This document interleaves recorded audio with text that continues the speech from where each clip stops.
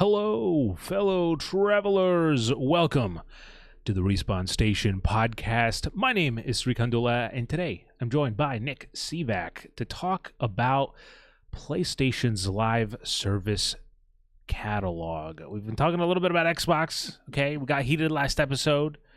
Some people were butthurt, but we're not going to get into that today. It's going to be we're going to upset other people. We're going to go to the other side. Yeah. But before that, of course, we have to talk about what we're playing. So, Nick, man, first of all, I guess I'll just take over. First of all, right off the bat, I got off playing Uncharted last night, and before going into Uncharted, I saw that Nick was online playing Fallout 76. And when I got done, he had switched to Elden Ring. So Nick, what's going on? How's Fallout 76 treating you? And how's it? I know you've made some progress since we've last spoken about Elden Ring. So I think it's time you clock in for your new diary entry. Yeah, so 76, that was mainly just me doing some dailies and some weeklies. Sure. That's my one live service game as we're talking about the topic as a whole. That's true. It is the one that I'll dip into. I don't do every single season, but because my friend and I were playing the new content a couple weeks ago, I've kind of been doing the grind on that game for now. So there's a couple of unique little items that I want to get, like a robot that collects wood and has some good quotes, and like a little camper thing that you can place around your I saw that there was some cool stuff. free stuff in the shop that I picked up, and then I to be honest, I didn't play much, but I did dip into. I went to my house. Oh, have I ever shared this story? I don't know if I have. I feel like so first of all, episode 19, we're 3 away from being like the best podcast ever made or something like that. I'm not sure, but time is I can't really know. I don't know if I've said something on a podcast or not. So please stop me if I'm repeating myself. But I had a brief stint last two years ago where I played Fallout 76, a year and a half ago maybe, and I had a moment of popularity within the Fallout 76 community because I had one of the things that I think a lot of people didn't like about Fallout 4, including myself, was the building stuff. Like none of that really clicked with me. But in Fallout 76, I think maybe it's something about having other players kind of where I was like, oh, this is cool. Like I can actually kind of spend some time and do stuff with it, because there's it's not just for you. There's other people can kind of wander into it. And it is cool when you see other people who've played hundreds of thousands of hours or whatever of Fallout 76, their houses just look totally, they almost look like livable, like I could move in. I could see myself here. But for me, when I first got it, I put I put 4 walls, a door, and I put it was like one of those mattresses. I had a poster on the wall, and I went to photo mode, and I took a photo of myself just squatting, and I posted it on there's Fallout 76 has multiple subreddits. There's it's Fallout 76 filthy casual version, and there's salt free, there's all these kind of different ones. So I believe it was the casual one. I posted that, and then for some reason someone was they took the photo I made, and then they put it onto a tweet where it said guys will literally have this and say I have a cool setup or something like that. And it was like some meme. And so for a good week, I became this I became a meme in the Fallout community for that small subsect of players. I was very proud of it. But going back now, I'm pleased to say my setup has been upgraded. I've leveled up. It's not great. It's still wooden walls, but there's a piano in there, so I feel like that's got to stand for something. But anyway, it's all with love. It's the Fallout 76 community. The only time there's ever any real salt is when you're talking about the game itself. So yeah, no, and here's the thing. If we've talked about it on the website, or we've written about it on the website before, but honestly, Fallout 76 community is if I've ever seen toxic positivity, it's that community. It's to the point where things will be on fire, and they'll be like, "This is fine. This is good. This is like, yeah, this is fine. So yeah, very, very helpful. Like it's one of those things where, you can jump in and be like, level 2, 3, 4, 5, and a level 100 will just come in and be like, hey, what are you doing, man? You need help, and just kind of like escort you around or just give you a bunch of free shit. Not everyone's going to do that, but I've certainly ran into my fair share of nice people on Fallout 76. So unless you're Phil Spencer, there's really no target on your back, to be honest. That's what it is. I love that story so much. It's just perfect all the way around. That's how you get retribution. But yeah, 76 has mainly just kind of been a grind Sure. these days. But we can move it into Jesus. Elden Ring. I apologize for my home device taking over. No, it's all good. So yeah, Elden Ring. I am getting pretty close to finishing Shadow of the Erd Tree. Oh shit! How many hours are you in? You can't really tell, can you? Or is there like a way to tell exactly? It's just been adding to my save file. Sure. I think I went to the DLC when my file was at like 115 or 120 hours, and I'm at 152 hours now. Okay. So about like 30 to 40 hours maybe. Do you have any like? No, I'm just saying because you're saying you're almost done. Is that just like from the pacing of the story, or do you know how many bosses and stuff you have left? So I explored most of the areas that I could realistically figure out how to get to and everything. Sure. And then over the last day, I wanted to experience everything. So I did look up a boss list to see if there were, anything major that I missed. Yeah. And there was a couple side caves that I missed that I was cleaning up today. And then there was one just like whole area that I like completely missed. And so I was like, yeah, I'll get into that in a minute. But sure. Yeah, pretty much like I'm whittling down the bosses and I have like the one last like big dungeon to do. And then I'm pretty much done with the DLC. Damn. So yeah, I might be able to finish it when we're done with the podcast tonight. It might be like another day or so, but sure. I'm pretty much at by next episode, you can tune in for the last entry of Nick's Elden Ring diary. If I don't even wrap it up here, because I mean, like I've played enough of it at this point to really kind of have a good grasp on my thoughts on it. I mean, are you? Oh, give it to me. What's your thoughts? Yeah, so I don't think it's perfect. It's a really great expansion by just like general standards, like the amount of new content there is, the new weapons, the new play styles, and everything. That stuff's all awesome. I've praised the art team and everything like that. Yeah, all the things that are great about Elden Ring, Shadow of the Erd Tree is also great. It doubles down on it further, right? Yeah. But there's a but coming. And it's not just an Xbox controller. Yes, yes. As we'll get into the first thing. Obviously, people were talking about the difficulty a lot. The difficulty, again, like I don't think if we're just gonna put it in a box, I don't think the difficulty is all that radical from anything else that's in Elden Ring, right? Sure. But there are some bosses that I do think have some pretty like bullshit attacks where it's like, sure.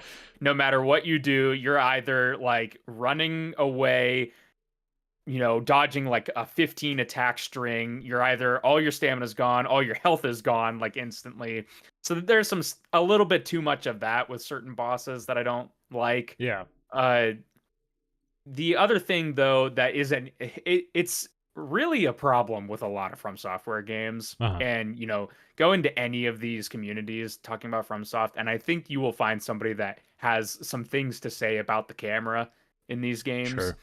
And some of these bosses, like, you are fighting the camera more than you're fighting a boss. It's like I was playing this one boss last night. It's a pretty big moment that a lot of people have been talking about. Sure. Against this big dragon. The spectacle of the fight is awesome. It's one of the coolest looking boss fights, I think, out of the entire game. Like there was a moment that I'll try to like show you a bit of later, Sri, if you're interested. Yeah. Where like I was literally like looking at it and I was like, holy shit. Like this looks so awesome.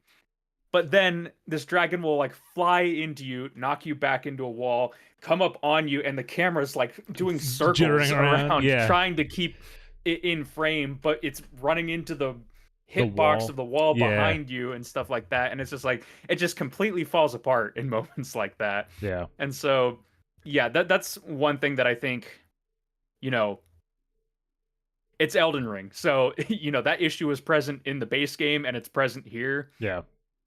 And I think ultimately the other, like, I don't know if I'd really necessarily say this as a criticism, but it really much is just more Elden Ring. So, Sure. like, if you really liked Elden Ring, you're really gonna like what they do in Shadow of the Erdtree. Hmm. If you thought Elden Ring was maybe a bit bloated, maybe a little bit long, maybe too much stuff going on in here, like, all of those problems are still gonna be present in Shadow of the Erdtree as well.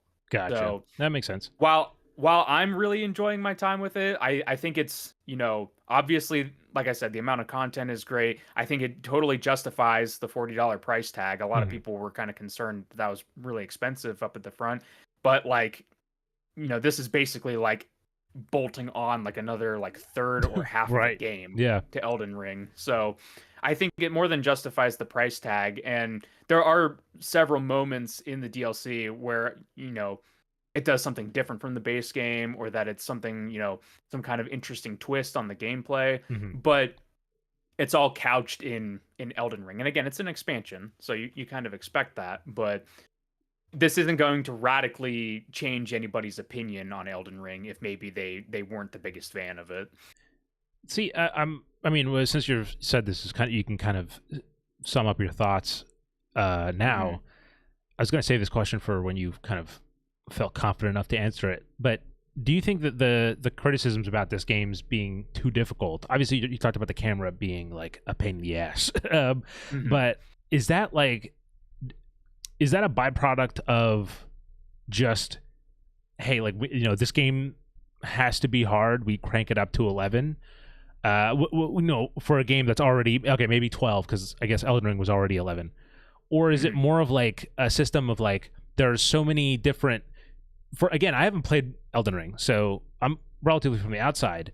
Is it Hmm. that there's so many play styles that the game can affords you as a player, that there's like one or two that it's like, okay, these are the high, like, do you know what I mean? Like, it's like are they curving the test, in a way, like where they're kind of balancing it for the 2-3 classes, whatever builds that are like supremely like fucking OP, and then like the people that are like, oh, I want to try this random like weapon combo, whatever, just gets shit on because they're on the lower end of that scale. You know what I mean? Sure. I think with a game as expansive as Elden Ring is, and you'll see this in some other games too, Yeah. it's kind of an interesting case because Elden Ring, so much of it, despite it being like this open world game where, like, many games, let's say like Bethesda games or Ubisoft games, like you sort of fall into the one play style, right? Yeah. I think there's room for like slight deviations in these games, but Elden Ring and FromSoft games, they still feel like, they're way more handcrafted in a Yeah. way. Yeah. Um, and so yeah, there are bosses that are definitely designed for like one or two play styles, but you still have enough other tools to get you by regardless of what class you're playing. Mhm. So like there are several bosses that I went up against. I mainly use like a sword and a shield. There are several ones where like you'll get little messages from other players being like try ranged battle or try ranged magic, and it's like this boss is probably going to be a pain in the butt to go up against with a sword and melee Yeah. because, if standing a mile away and shooting a god beam laser magic spell is the way to go, Yeah. like that's obviously going to beat the boss the quickest, but you know I'm not the type of person that's going to go and, Cheese 'em. completely switch my build around, Yeah. Yeah. like Yeah. just to go up against one boss. So I think wrapping it to the difficulty thing, it's it's so weird because it's like Elden Ring gives you so many tools, like I said, that I feel like some people that are saying that the DLC is too hard either are limiting themselves by not using some of those tools, Yeah. or there's just some kind of incompatibility with, what the game is trying to suggest you to do and what players are like intuiting that they have to do, if that makes sense. Yeah. Like I think the because I've played a number of these from soft games, Yeah, and one or there two. is somewhat of a language that like you get to learn. It's like, you play the games differently after you've gone through two or three. Right. Like anytime you're walking through a door, you're checking left and right like you're crossing the street. Like I don't Yeah. do that in any other games, Yeah. but it's like I've played enough of these to know that if I walk through there, I know some dog or something is around the left corner and he's gonna try to jump out when I'm trying to focus on the person in front of me, right? Yep. So Yep. like there are certain things like that, and you know, whether or not somebody plays with messages or plays without messages, that'll change your experience also. Like Yeah. so many things, because I play with the messages on, like they'll be signposted for me because I kind of like that community aspect where Hmm. people have like charted this path and they're like leaving helpful tips for people behind, right? Yeah. But somebody that's playing offline, for instance, won't have any of those. So they're not Sure. going to know if the thing right in front of them is going to spawn a giant boss from the ceiling or, you Right. know, Right. it's just going to be an empty room with treasure. So it's kind of tricky. It's like for me, as I've said before, like, yeah, there's parts that are hard, but there's also parts in every FromSoft game that are harder than others. Yeah. Like, there are some areas where you go and you're like, okay, just gonna go explore somewhere else. There are some places you go where it's like, all right, I think I can do this, but this is just a little tough right now, so maybe I'll try to push forward with it. Right. And then there are some areas where it's just like, like I mentioned with the dancing lion that I fought at, in the first episode of, my diary here, Yeah. where like I basically killed it second try because of my mimic tier tanked like half the health bar, right? Sure. So it's Right. like there's just so many different ways that they give you different tools to be able to mitigate any of the challenges in the game. Hmm. So yeah, it's to try to put a bow on it. It's a conversation that I guess is just always going to persist with a Yeah. FromSoft game. But yeah, for me personally, I didn't really find, there's parts where, I'm getting angry at this one boss. There's parts where I'm steamrolling them, and that's just kind Sure. of par for the course. Hmm. That's it. Yeah. I mean, I'm glad. I'm glad you didn't. You weren't stuck for 50 hours or whatever on a boss. Like I've heard. We'll see about the final boss. I heard the final boss is pretty brutal, so we'll see. I mean, looking at it from the outside in, one of the coolest things that I've actually just recently kind of caught up on this idea of is let me solo her. I recently looked into like that whole story because it was really random actually. I guess because I was doing these Warhammer miniatures and I was looking up like all these like videos on it.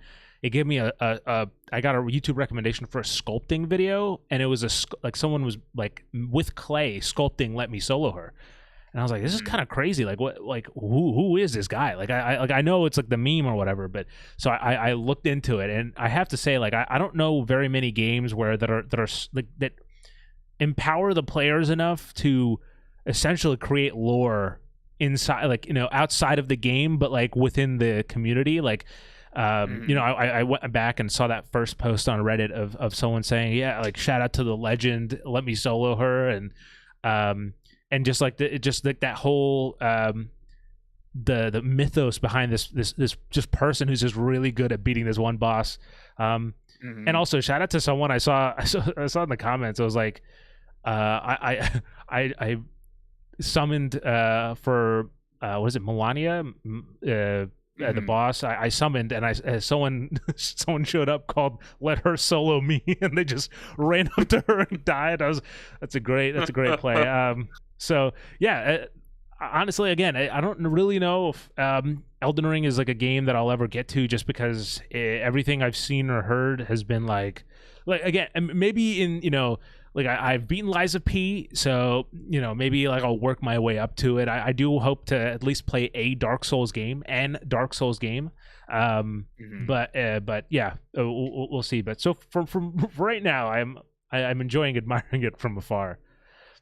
There's a really great, the message system is just full of, would-be comedians in there most of the time, right? Yeah. And one thing I particularly liked in the DLC is there's a moment in Metal Gear Solid 3 Snake Eater. It's a pretty famous moment where Snake has to climb up a obscenely tall ladder. Mm-hmm. It's like unrealistically tall, right? Yeah. And it's a pretty cool moment in the game because he's climbing up this ladder and then the theme song starts playing Yeah, as yeah. you're going up higher.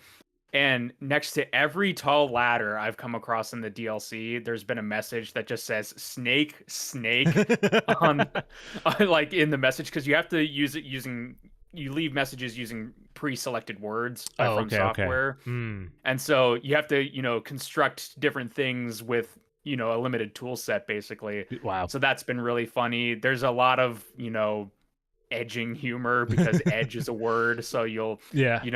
you'll come across like, whatever, just like a corpse or something, and it'll say try edge and things like that. Like, Sure. Yeah. so there's a lot of, it's a good course for a lot of humor in that kind of a game, especially when the world is so like dour and depressing. Yeah. You get these like little moments of humor that, make it a very unique experience. Oh, well, shit. Yep. I have played Dark Souls 3, and I've played parts of Dark Souls 3, and I've played parts of Dark Souls 2. Like the first like hour of Dark Souls 2, I did beat. It was like Vote of Boreal Valley or whatever. It's like from Dark Souls 3. I remember beating that boss, but that's as far as I went. Hopefully, look, I know I will not beat around the bush when I say Lies of P is fucking awesome, and I cannot wait for the sequel. So I'm sure I'll get back into some more Souls-like soon. But Nick, I don't know if you're as if you care about this story, but whenever you get around to Lies of P, the fucking the post credit scene in Lies of P had me going like, what the fuck? It's a crazy one. I can't wait for and it's on my Instagram for anyone who doesn't care and wants to like just watch it anyway. But yeah. With that said, now for I guess a curveball, you didn't want to talk about, you wanted a little break from the action. So after Spin Rhythm XD, you decided to commit tax evasion. Is that what I'm understanding, Nick? Yes, tax evasion. Specifically with Turnip Boy commits tax evasion. Great game. What do you think? Are you finished, or you just kind of dipped your toes in? Yep. Okay, I finished it's very short. It's like what, 2 hours, 3 hours? Yeah, like 2.5 tops. Yeah. I really enjoyed it. I saw like bits and pieces of gameplay from it like a couple months back. And, there was like a joke or two that I saw where I was like, oh, that's kind of funny. Yeah. So like maybe I'll like that. And yeah, on the most recent Steam sale. That one got me. Yeah. It was pretty much the sub joke that I saw that I was just like, all right, let's see what this game's all about. Yeah. And so yeah, Steam sale rolled around. I got it fairly cheap and decided to give it a playthrough. And yeah, it's kind of like a basic-ish Zelda-y type of game about like exploring an area. You have a sword, you have health that builds up over time. It's kind of like, it reminded me of like an extended fetch quest also. It's like you're kind of bouncing between people a lot to like get one thing to go back to another person to like progress like a story or something. So it's charming. It's pretty goofy at times. I do think with things like the sub joke, it's like, it's funny now, but like, if somebody plays this game in like 20 years and for whatever reason, if like Twitch isn't a thing, it's like, is that joke going to hit? Or is that going to be like, it reminded me of like a joke that you might see in like a movie from the 1940s where it's like, it's probably really funny for the time, but like, I have no idea what they're talking about. So I could totally see that. I think I guess to a certain degree we can kind of make that statement about a lot of games too. But I think that really the only contention that I found with this game is that I think you might have been suggesting at it, but it's like it's easy to like get lost in like some small detail of it in terms of like if you miss a small thing it could really screw you over. Like if you're not like you do need to pay attention to it. I don't know, it's not really a negative, but that's like I know for a fact that like Alexa spent like 20 minutes stuck on a part that was like, yeah, you just need to like go up like that's it. You just needed to move up. But there is a sequel too. I forget what the game sequel's called. I haven't checked that out at all. It's called Turnip Boy Robs a Bank, Of course. which I would like to play also. Apparently, it changes the gameplay up, and it's more of a shooter than like an adventure game. Maybe, and it's maybe apparently that'll scratch the Payday like, 3 itch for you. Maybe. It leans more into roguelike elements from what I saw too, which this game also has like a weird kind of roguelike that unlocks at the end. Yeah. It's a very basic kind, but that was just kind of a shock at the end. I guess that might have been added in like a later update or something because it's very different gameplay wise from the rest of the game. But yeah, overall, I mean, I thought it was a fun enough distraction for a couple of nights. I do want to play the sequel, but like, was it like an amazing, fully satisfying experience? Yeah, it was fun for a couple evenings. Exactly, and I think that's really what it is. Like, it does scratch that little itch, or fill in that niche.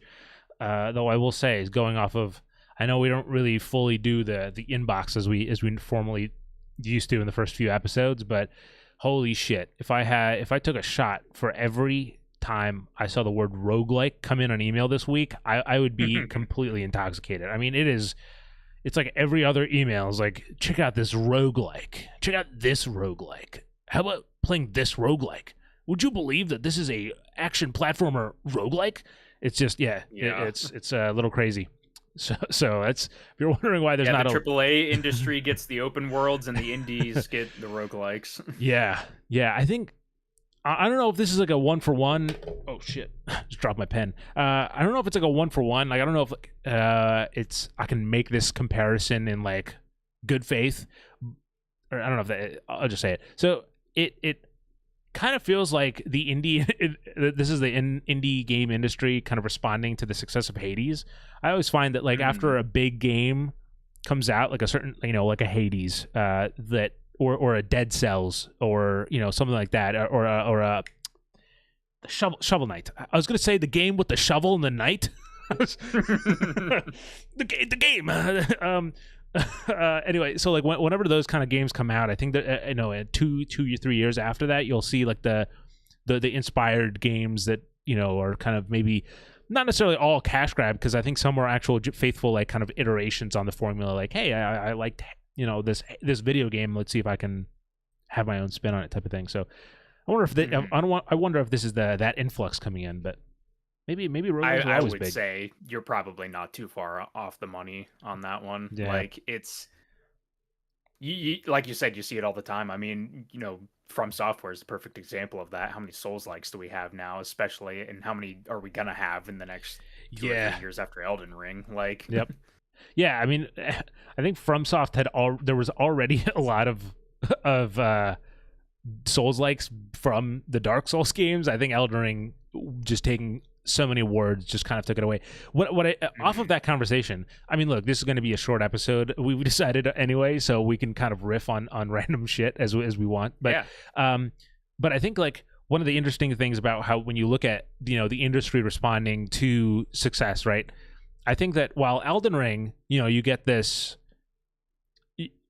all these Souls-like spin-offs, I'd be fascinated to see the response to Baldur's Gate 3, because it's like on such a weird, like the systems are so complex in that game, and like it's just so kind of a massive game. I'd be curious to see 2-3 years from now what those games inspired by Baldur's Gate 3 will look like, if they'll be as as ambitious as Baldur's Gate 3 is, or just kind of like, I don't know, it'd be interesting to see.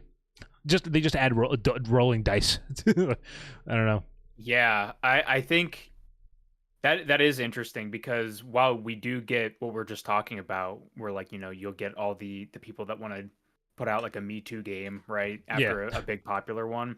You also occasionally will get some that are just so far and away in a league of their own that nobody even wants to touch it, right? Yeah. And I feel like I could see a reality where Baldur's Gate 3, it's like everybody's just like, okay, that was a lot of work, and I don't think that we're going to even be able to match that, so why bother trying? So I just saw a news story earlier today about how the game had been winning so many awards that they just like rotated the team of people that would go out to the award events, because they're like, we can't just keep sending the same people to these events. Suffering from success, as DJ Khaled said. Yeah, suffering from success. So I've been trying to think of how to describe the game that I've been playing, and I've been struggling because I really don't know how to.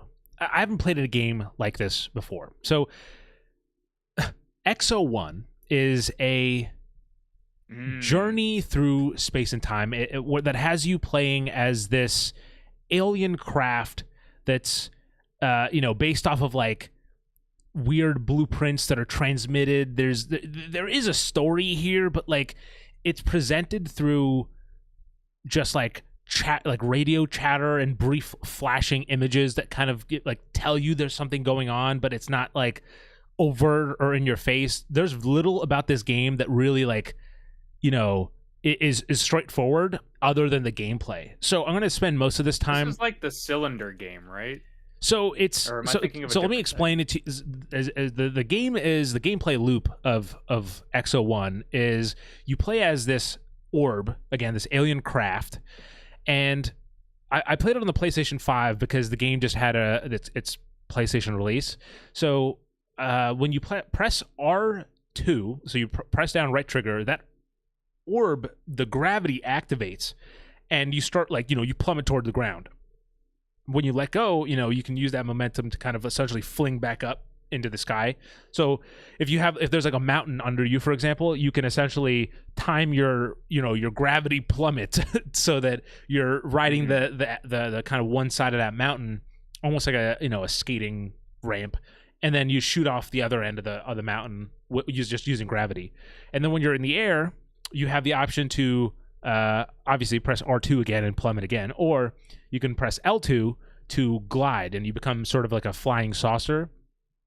And then with the flying saucer, you can, kind of go as far as you can until the energy that's at your core of this craft, which is which you can see what it is from the glow of it. So when you plummet, you'll see the orb kind of get energy. It'll kind of start glowing red or yellow, like molten.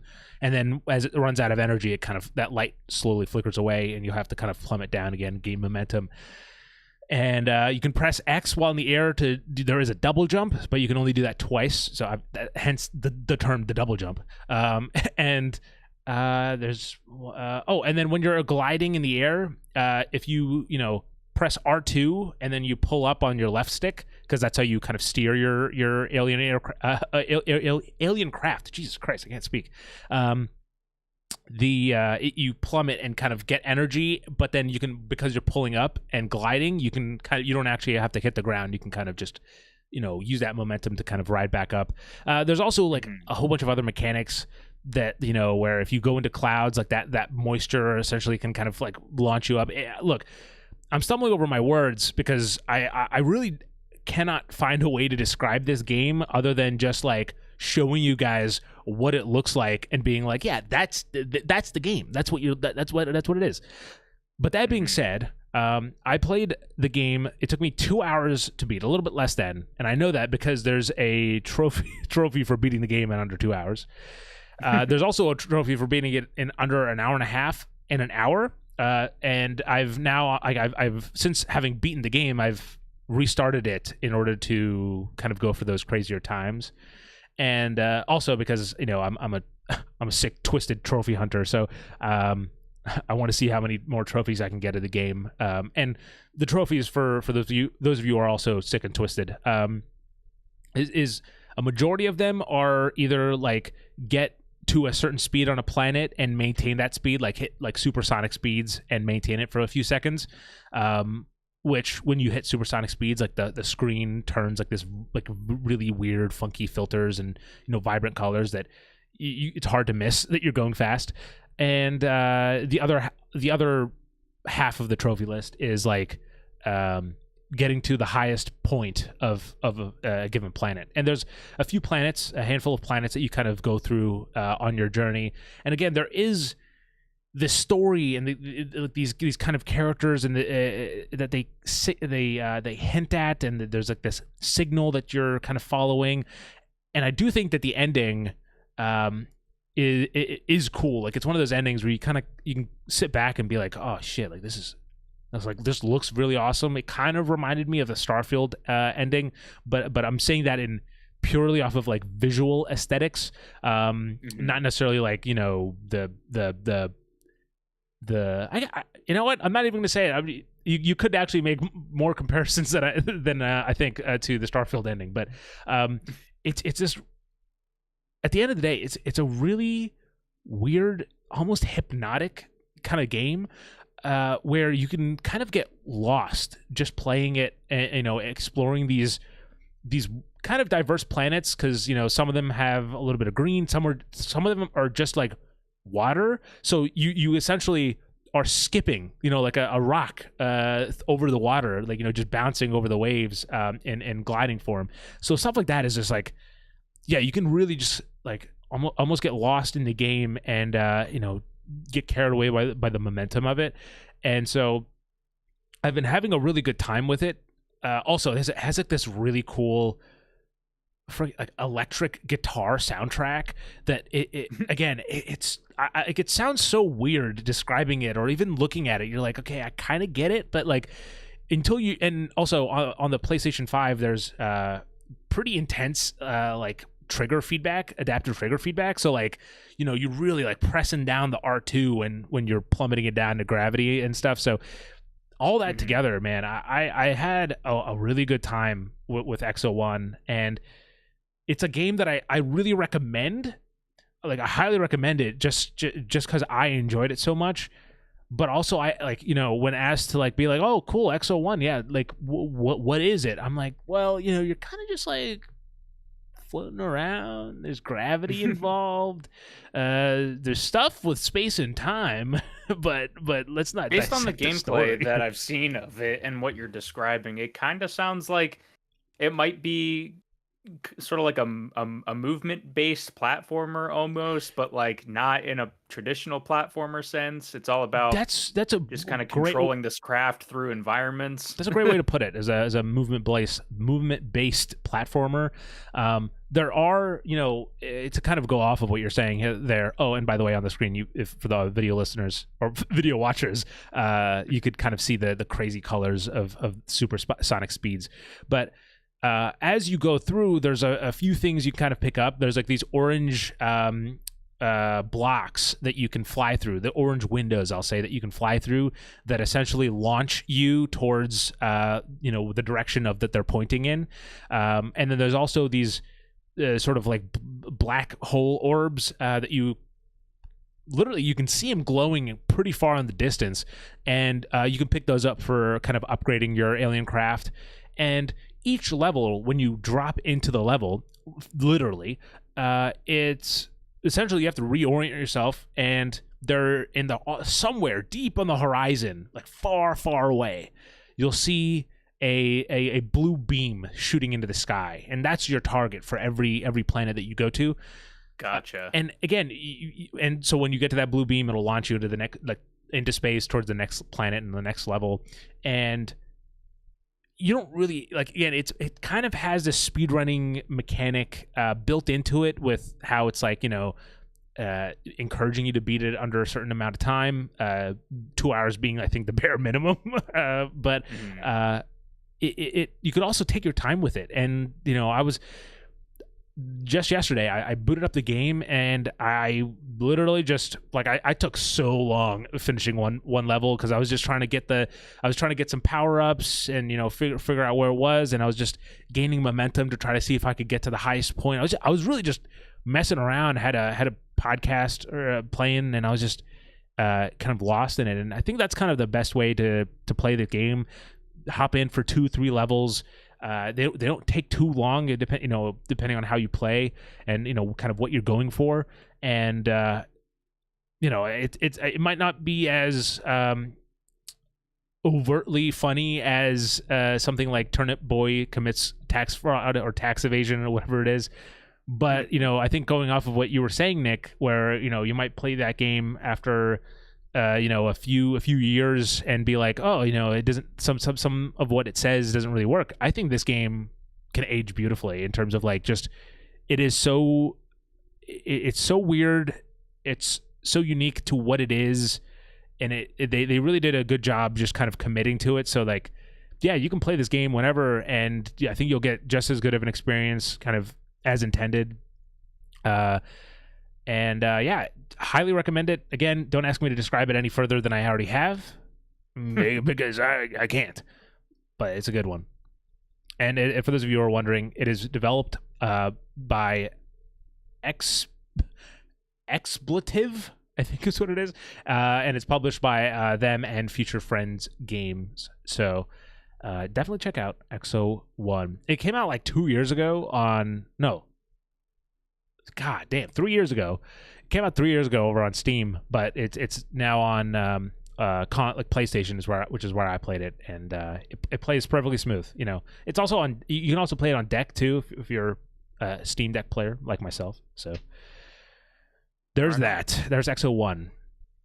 Oh, speaking of Steam Deck, by the way, there's going to be I just right before the podcast got a code for a new game. I can actually say what it is, but I'm not gonna because I need to keep you guys on the hook. But I'll just say that I'm a little outraged. That's all I'm gonna say. So that's all I'm gonna say. That's all I'm gonna say. And maybe Nick will play it too. We'll see if I can get him on. But yeah, come back next week for, at the very least, first impressions on that. If not, like kind of full thoughts. Now, Nick, anything you got to say about Black Ops 3 Zombies? I know you sent me a photo of you trying to get to level wave 30. Did you succeed? Round 30. I did not, unfortunately. That was a bit of a thing with me and my friend group back when we were playing Zombies originally. Was our one friend Brian? He would always say we had to make it to round 30. That was always the goal. So I've gotten close a couple times. I'm in the like mid 20s pretty consistently. But yeah, this was just something quick that I wanted to throw in there because, going off of my Call of Duty bug again, I've kind of dropped into the zombies again, and it's just been a lot of fun. That mode, especially the older ones, I would say, there's just such an elegant simplicity to zombies where it's, there's just enough going on in a game that you're making decisions, but there's not too much to where it's like overwhelming. Like it's like, oh, do I want to, buy a mystery box weapon or do I want to get a perk like this round? Like there's just like enough strategy there for it to be interesting when you start getting a game going.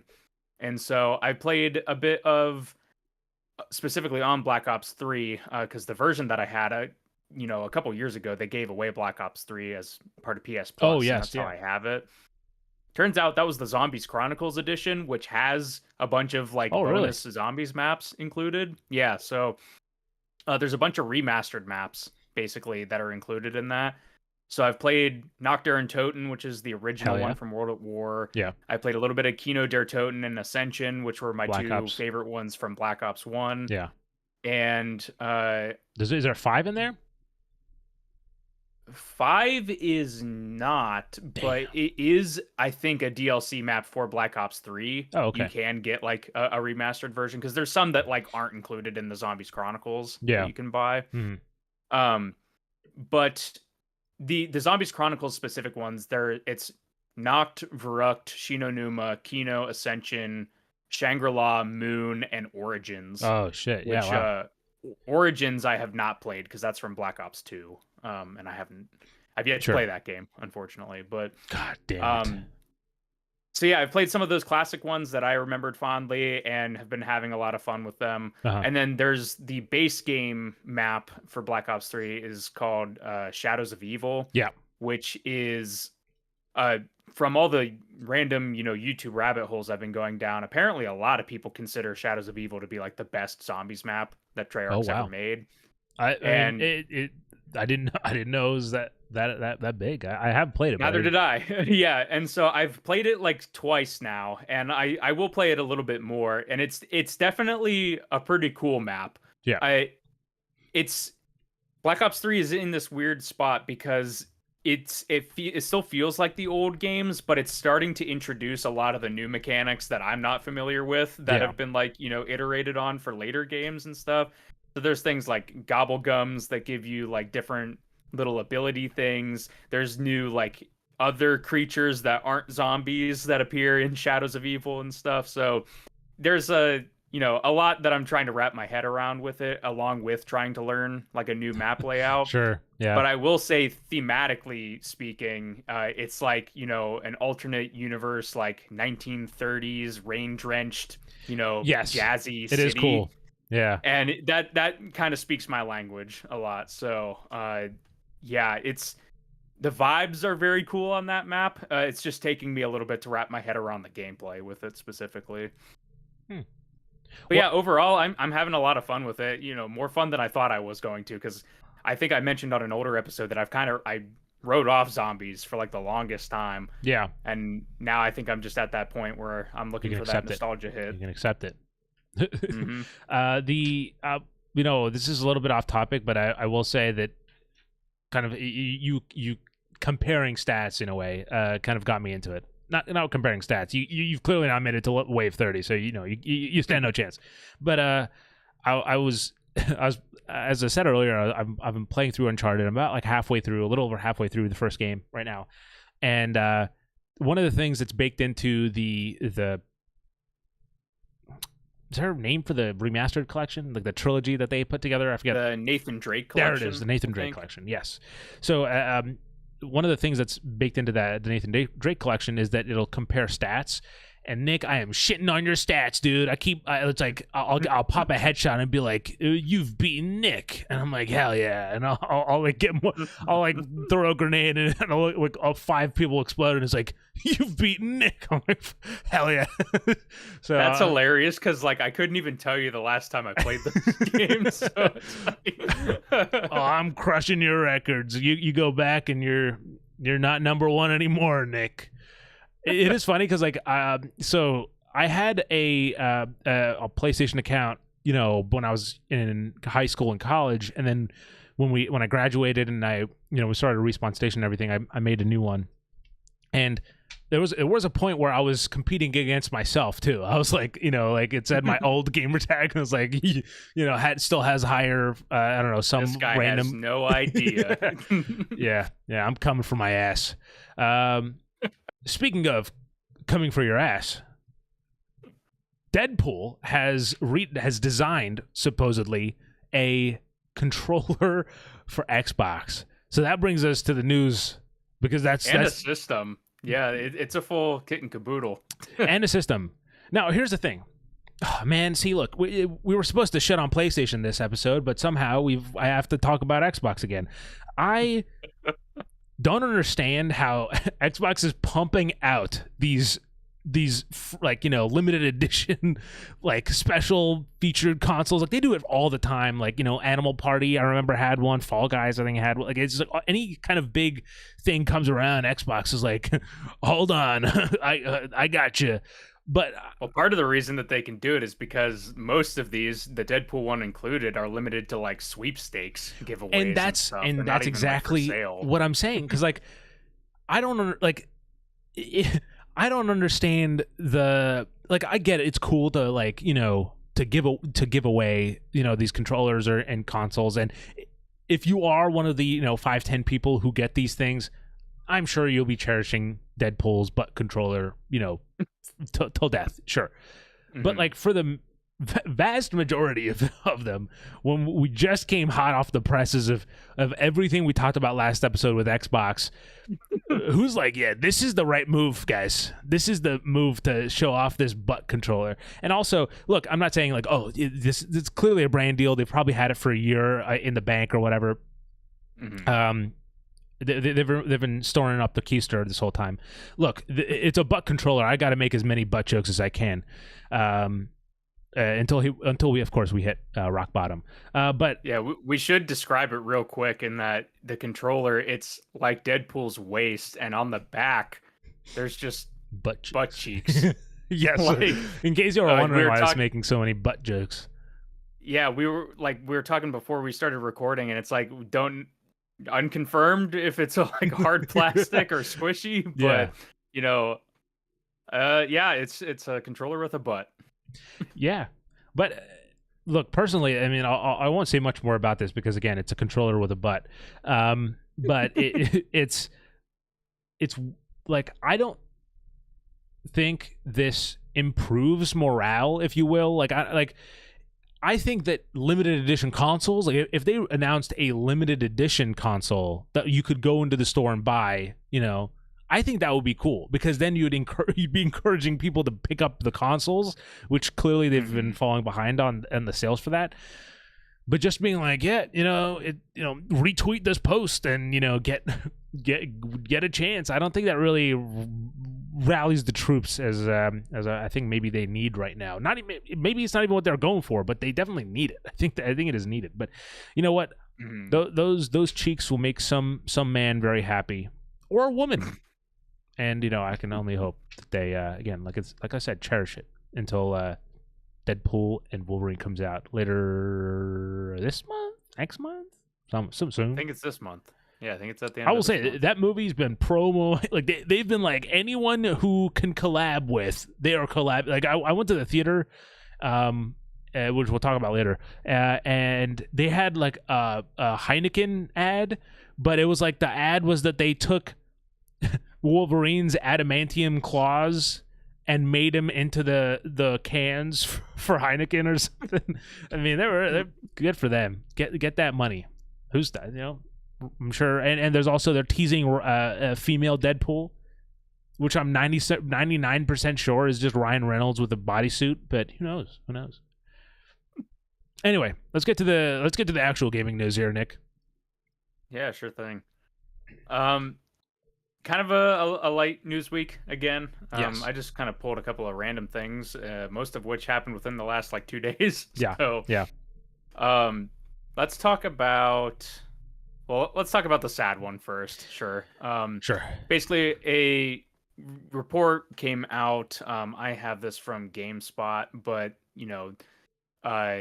essentially a former concept artist at Toys for Bob. Was working on some projects back at Toys for Bob, and one of those apparently was Crash Bandicoot 5 and was sadly canceled.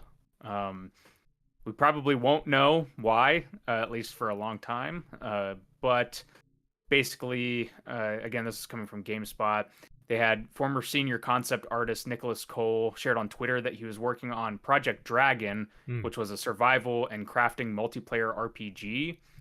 And essentially somebody on Twitter asked if it was related to Spyro, in which they said, quote, "It is not Spyro, but someday folks will hear about the Crash 5 that never was, and it's going to break hearts," end quote. Basically, the article says he also clarified that both games were entirely unrelated and were canceled by 2 separate studios. So I'm not really sure what to take from that specifically, but basically, yeah, Toys for Bob was working on 2 different things that ended up getting canceled. Yeah. And one was Crash 5, and that's sad because Crash 4 was pretty good. So, yeah, I mean, look, I'm not personally a Crash player, but I know that community is loves. I mean, anytime someone wears a Crash shirt, they're like, well, yeah, "This is it. This is the time." So yeah, it sucks that they didn't get another one. No thoughts. No negative thoughts because I haven't played the game, obviously. But when you see the last one we get being Crash Team Rumble, which is a weird multiplayer kind of boxing collecting game versus another mainline entry getting canceled, it always kind of stings. Yeah. But yeah. Did you have anything else to say about Crash? No, not about Crash, but I'll just throw it out there.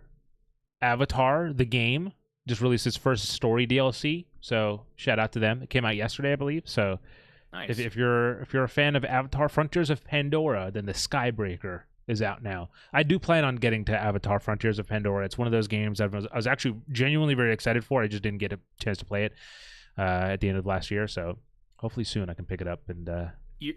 You're more familiar with Massive than I am, Sri. Do they have multiple teams, or is this just like Yes. they were working on this with Star Wars? Yeah, they have Like, they have they have multiple teams because they have. I don't know how they do it over there, but man, 3 games. They are, for those of you who don't know, Massive is supporting year 6 of the Division 2, while also while still like they just in year 6 revamped the way that their like seasonal content drops changed so that they can continue supporting the game further for many years to come apparently. And they just released last year Avatar's Frontiers of Pandora, and then next month we have Star Wars Outlaws coming out. So yeah, they have multiple teams working over there that are just, God, I mean, really impressive that they're able to pump it out like this. And I do think it is probably a factor of like, you know, COVID delays internally probably ended up making it so that these both games are coming out like within a year of each other. But it is still mind-boggling to think that a studio is putting out 2 AAA games within the space of a year with 2 massive, totally different IPs. mm-hmm. Yeah. Also, just I had mentioned this before on the podcast because there was a game that I was looking forward to called The Precinct coming out, which essentially is like has you playing as cops in this kind of open world sim. And the game was originally supposed to come out for August 15th. I believe that was what I had initially said. That was the release date I had shared with everyone. However, the game has been delayed, and they're saying it's for, you know, some final polishing and bug fixing. So it is delayed to fall 2024. So it's still this year. It's just sometime in the next few months we'll get it. But again, it'll come out for the PC, PS5, and Xbox Series XS. I hope to get my hands on it and share my thoughts on that as well when we get to it. But yeah, Back in the oven. Got to do a little bit more cooking. I totally get it. Also, this is I mean, again, it is just part of the conversation. I saw that Focus Entertainment had shared a statement about Space Marines 2, and I was like, no, please don't make it be delayed. But apparently there's a leaked build of the game making its way around, and so there was essentially them saying like, hey, thank you for it was like as nice as they could have been, like, because they're like, thank you for your support of this leaked build, but please don't experience the game in this way.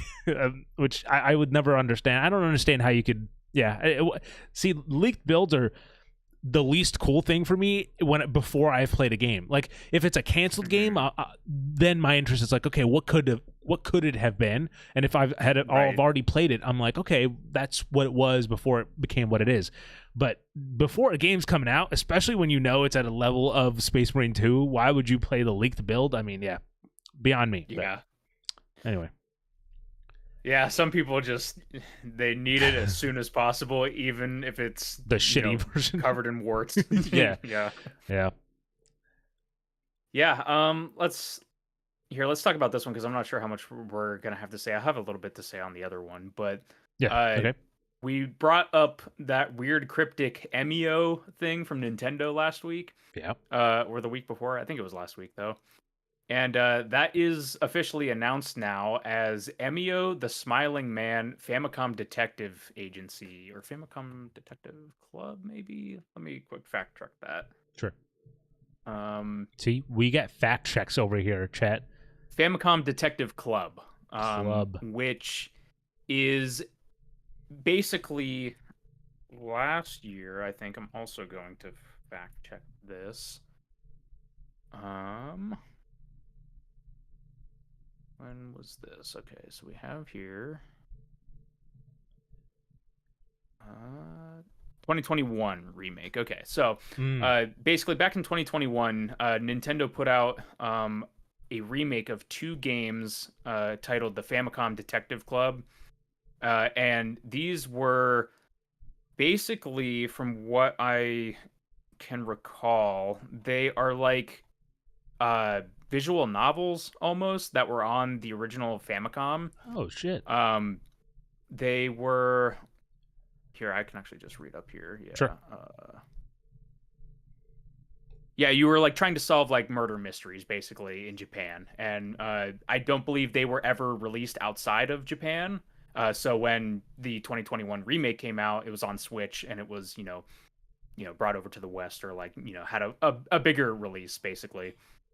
And yeah, this weird Emio smiling man creepy game is apparently a new entry in the series, which hasn't had a new entry basically since those Famicom days, as far as I can tell. So a new entry in a very long running, or I guess not really long running, but a new entry in a very old series, which is always kind of interesting. Huh. And I guess if it is part of the Famicom Detective Club, we can probably assume that this will also be like a visual novel-ish kind of Yeah. low like action gameplay, Honestly, but more until like storytelling. I didn't have any interest until you started saying visual novel, because now I'm like, well, my interest is peaked. You are the resident visual novel Yes, I man, could claim so. that spot because no one else gives a shit. That's how exclusively how I like to get my expertise. Well, okay, so here again, we're throwing in stories here left and right. So, according to a recent Insider Gaming article, Resident Evil 7 has bombed on iOS with less than, or maybe, it says 2,000 sales. So I don't know. I can't say less than. Around 2,000 sales, which is kind of crazy, but it makes sense. Now, to, I guess, Capcom's credit or whoever's credit needs this credit, if you buy the game, I believe it's like $40 or $50 on the iOS store. If you buy it on your iPhone, you can actually play it on your Mac as well, if you have a Mac, being that being the case, which is cool. But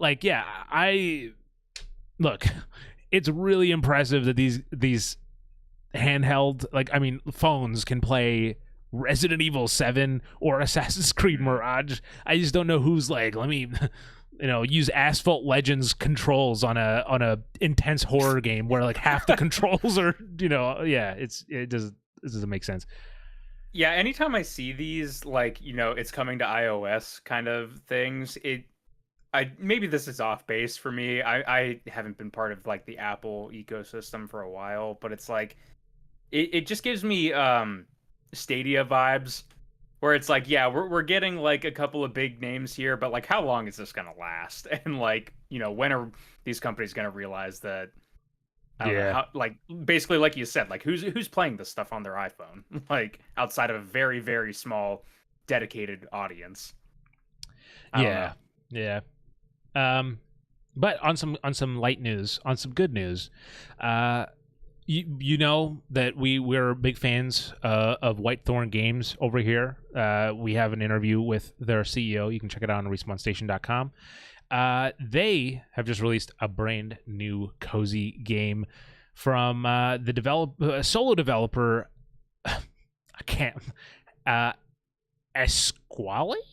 It's Skule, and it's a weird one. So it's called Magical Delicacy, and it is described as a Metroidvania meets cooking game.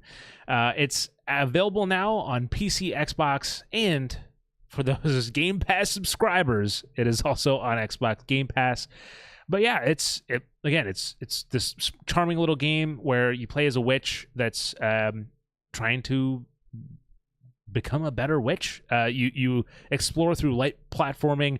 There's mysterious and quirky townsfolk to meet, and obviously you make and serve cool, delicious looking food. So check out Magical Delicacy, available now on PC and Xbox, as well as Xbox Game Pass.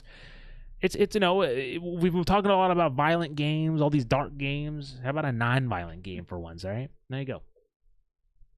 Absolutely. All right, Nick, take us home for the story here. Yeah, the last one was, I believe this was today, if my memory's not betraying me here, but No Man's Sky is getting another update. Hell yeah. This one's called Worlds Part 1, and this looks pretty interesting. So it's an update that basically, I saw a video earlier today that PlayStation put out, which was talking with Sean Murray over Yeah, at Hello Games, and he mentioned that obviously they have their new game Light No Fire which looks that cool. Yeah, they've been in development on, and apparently they had all this new technology and all these new learnings while developing that game that they wanted to bring into No Man's Sky. So this update, this adds a whole lot of things to this update, but primarily absolute what it legends, does by the is it way, kind of, just for doing that. yeah, and it kind of adds a bunch of basically new elements to the visual presentation of planets. So Whoa. there's like new water systems in the game, so waves and like weather can impact the water on different planets and the like physics of the waves and all that. There's new cloud systems on planets so that the clouds are like seemingly dynamic. You know, based on where you are and the different types of weather there. Yeah. Sean specifically talked about flying through clouds, like in the transition now looks really cool and everything between like planets. There's different like dust particles and atmospheric effects that are being added. Basically, just a bunch of stuff to really kind of add even more variety to the planets that you come across in No Man's Sky, Wow. which is, I'm sure, on top of a bunch of other updates that they've Yeah. gotten Yeah. since launch. So it's just kind of cool to see that stuff. There's like a new hunter expedition, it says here on the website, that you can interact with. There's just, all the stuff that I mentioned about that stuff. You can make new solar ships. Damn. I personally have not hopped into No Man's Sky, but after seeing the trailer today, I'm like, maybe I should. Maybe honestly, it's time to hop in and Yeah. give it a try after all these years. You know, Because the game is just radically different than what Yeah, it was, it was, obviously, yeah. when it came out. I want to take this opportunity to address Sean Murray directly. So if everyone can kind of tune out for the next minute and a half or so, I'd appreciate that. So back when I was in college, I used to work at GameStop. I've said that before. And it was the year that No Man's Sky was coming out. And I remember pitching the game to everyone that came in, being like, yeah, this is a game. It has like millions of planets. You can explore. You can get into a ship and get out. And like, I did the whole spiel. I'd like at this point, I'd become a professional at pitching No Man's Sky. And then the game came out, and I got so many people come back and yell at me. So many people are like, what the fuck kind of game is this? And like, people returning copies, canceling pre-orders. It was a fucking nightmare. But I appreciate the fact that this team stuck with this game and not only made it better, not only delivered on the promises they made, but man, they went fucking above and beyond. And so I have to, Sean and the entire team, huge kudos. I mean, obviously you guys are clearly just working to get, so I don't have to feel bad about recommending the game. I appreciate that, the diligence there. But no, it's really impressive. And yeah, I mean, obviously they've won awards for their kind of ongoing community support and stuff, and well deserved too. Because yeah, what that team, especially with such a small team too, did with that game is really incredible. Yeah, the new update looks awesome. The game just in general looks awesome. Looks Yeah. like there's a lot of cool stuff to dig into. Hey man, if you hop in, let me know. I'll gladly go into No Man's Sky. Okay, so I have a few quick hitters just to get to shout out. You could say that I'm looking at the inbox, but there's no proof. Actually, you could probably analyze the reflection of my glasses, to be honest. All right, so Nick, if any of these surprised you, let me know. All right. Retro beat 'em up, The Karate Kid Street Rumble has been announced and is coming to consoles and PC on September 20th. So get ready to get your wax on and experience the original Karate Kid trilogy in pixel art, retro glory, and The Karate Kid Street Rumble. And it's coming to Nintendo Switch, PS4, PS5, Xbox One, Xbox Series XS, and PC via Steam on September 20th later this year. I thought that was cool. It seems to be the era of these kind of retro beat 'em ups. So obviously we have Power Rangers coming out too, which definitely piqued my interest. I'm not a huge Karate Kid person, but for those of you who are, there you go. There's also, so speaking of another game that I'm not interested in, but maybe some people who are might be. So from PM Studios and Pathia Games comes Let's School, a colorful school management sim, and it's out now on Xbox One, Xbox Series XS, PS5, and the Nintendo Switch. It's only $20 too, so it's not like a big crazy release. I have played the My Time at Sandrock, which is also from Pathia Games, so I can say that they're good developers, at least in that regard. It's just that chaotic management sims are not my forte. So I don't know if I'll be checking this out anytime soon, but still check it out if you're maybe it's up your alley. Nick, I think you might, this last one, I think you might have heard of it before, but if you haven't, it might be up your alley. So unleash your inner flame in this action RPG Gestalt Steam and Cinder today. And I say today as in yesterday. So Gestalt is the action RPG from Metamorphosis Games, and it's essentially published by Fireshine Games and executive produced by Jesse Cox and Brooke Thorne, who most people know as Dodger, and so this is essentially takes players into this elaborate steam-powered world as they embark on a gripping mission to reforge humanity's future. It looks cool. Again, a platformer, really colorful, really just crisp, and really embedded in that steampunk aesthetic. So definitely check out Gestalt Steam and Cinder on Steam now, and if you get it within the first week. So by the time next episode goes up, you can get a 10% launch discount as well on top of that. Yeah, I played the demo a couple months back, and it was a lot of fun. Very Symphony of the Night-esque. That's exactly the vibe I got from the trailers too. Yeah, definitely. All right, now with that said, it brings us to the main topic of this episode. Last Friday, the servers went up for the beta for Concord, which is the latest live service game coming out of PlayStation. It is also on PC, but similar to kind of Helldivers 2, that seems to be a new formula that the PlayStation's kind of cool with following, where their live service games, they're not going to just release it on the console, they'll release it on PC to get that player base in as well. So today, we're going to talk about, first of all, I think it makes sense to talk about specifically Concord, and then we'll kind of maybe broaden the scope a little bit. So I played a few hours of Concord. I keep saying it differently every time I talk about it. I say Concord and Concord. How do you say it, Nick?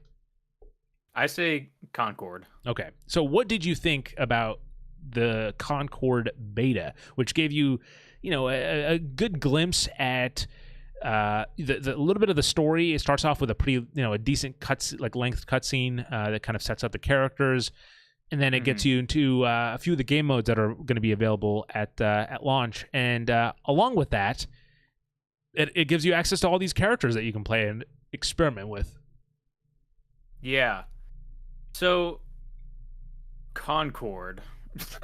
Yes. Oh boy. Let's start with let's just give an overview of the gameplay, I guess, and then we can go into our individual thoughts on that. Sure. Sorry, I keep bumping my mic here. The gameplay, it's a hero shooter. I think it's pretty safe to assume that. Yes, it is. It's multiplayer PvP. Teams of 5, I believe, right? Yes. Yeah, so teams of 5. You have, as by the way, if you're watching the gameplay, it's me, so it's I'm just getting shit on. So just prepare for the death screen a lot. But go ahead. Yeah, so like you mentioned, there's a whole roster of heroes that you can select from. Each have like a primary weapon. Some have a secondary weapon, but I think others don't. Yes, you're correct. So it kind of depends on the character you're playing as to what kind of weapon you get to use. Yeah. And then they each have like 2 kind of abilities that they can use, which L1 and R1. L1, R1. The main game modes that you get originally were like a team deathmatch, and was the other one Kill Confirmed? Kill Confirmed, Yeah. basically. Yeah. So you're I forgot up, the like, tags. what's going on in the background is actually it's Trophy Hunt, which is Kill Confirmed. But I forget what the it's the other one's like just elimination, whereas this is a little bit more, you have to pick up the tags after they drop them. Go ahead. And so at the start you get to play these modes for a little bit, and then once you hit a specific level, it would unlock I guess like a little bit more of a hardcore mode. It's more round based, and you have 1 life per round. So that might be like you're more like, I don't want to just say like search and destroy, but like you're kind of search and destroy. To clarify that, I also thought it was going to be like search and destroy. I did play that version. So when you get to level 6 in the beta, it unlocked the second playlist for you, and once again, just like in the main kind of welcome playlist, there's 2 different game modes that you can get in that playlist, and one of them is sort of like a domination hardpoint type of thing. You have to capture a point. The other one I thought was going to be like search and destroy, but having played it, it's actually like it's sort of like a search and destroy, but essentially you have to take there's a common package in the middle of the map, and then you have to take that and extract it. I believe that's the general gist. Gotcha. But I wasn't a huge fan of that one, so I didn't spend too much time in it. But yeah. So I guess I guess we can go into general thoughts here. So I am a bit mixed / not super enthused with what I played. I don't want to come off and say that this game is bad because of that, but there are certain things that the game is doing that I'm just not really a fan of. Sure. Basically, like, I was kind of texting you while I was playing it, because we were both obviously playing the beta. And the thing that I texted you that kind of sums up my thoughts, I think, is that I like the concepts of Concord, but I don't like the gameplay of Concord. Sure. And that's to say, like, in the cutscene and everything at the start, it's I liken it kind of like Cowboy Bebop and Guardians. Like, it's I was going like to definitely say the Guardians of the people Galaxy vibe in terms of it's a crew coming together and doing jobs for in anyone space who's on a spaceship. I mean, obviously, again, it's a beta, so that's why we're not spending too much time on the story. But as the general concept is that you play as a free gunner that is out doing these missions against these other free gunners, and that's the gist. That's the lore, if you will. But obviously, these characters have kind of personality, and there's more to it than that. And before we go into the opinions, the last thing I'll say is that one of the things that really caught my eye in terms of just like the future of this game, and it'll be something we have to see once it comes out, is that they're doing something that I think is pretty ambitious in saying that every week there's going to be new story content coming out for this game. Now, I'm not saying like it's not going to be like new story DLC every week, but probably a cutscene or a mission that just kind of pushes the story forward a little bit, builds out some of those characters and those narratives. So again, usually we've seen games like that before with these kind of hero shooters, but not weekly. So I'm interested to see how. Because again, that's really ambitious. To like, how much do you have that mapped out? I mean, how much is that post-production already done? All very interesting questions that we have to kind of wait and see. But all right, now we can get to the first impressions. So basically, going off of what I mentioned, the thing where it's just like a group of people on a spaceship doing jobs, like slight criminals, slight working outside of the the system or whatever. It's like, I really like that concept, but what I guess I don't really understand is the base game mode, right? Like, what about the idea of a job is just a bunch of these free gunners killing each other over and over again? Like, that doesn't really scream like we're doing a job. That screams we're multiplayer mode after the campaign is done, kind of stuff, right? 100%. So I think that there's some weird inconsistency there that I don't really pick up on. I like the way the game looks. I think the production value, I think, is pretty high in terms of just like visual fidelity. Cutscenes alone is just really good, but even when you get into gameplay, it's one of those things where, like, I'd go into, there's only 3 maps in the beta, but I'd like spawn into the map and I'd like look up, and because like the sky has like all this texture and detail, it's just it's cool to look at.